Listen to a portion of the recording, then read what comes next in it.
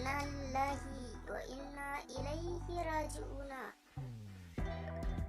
Yanzu muka sami wani sabon labari da yake bayyana cewa Maryam Yahaya ta bar duniya baki daya. Kafin mu shiga daga ciki, yan uwa muna roƙonku ku danna mana like, sannan ku danna mana subscribe domin samun labaran duniya kai tsaye.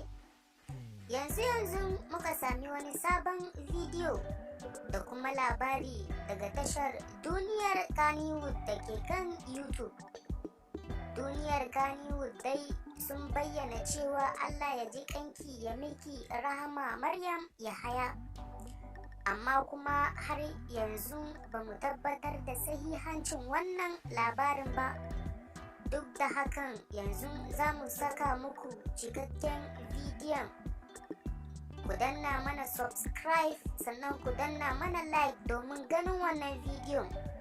Maryam Yahaya dai tun a lokacin da Hadiza Gabon ta mayar da ita Abuja don a duba lafiyarta, ba a sake jin wata magana ba akan halin da take ciki ba. Kwatsam sai gashi a ɗazu mun ga yadda gidan jaridar nan na Duniyar Kannywood sun bayyana Allah ya ji kanta.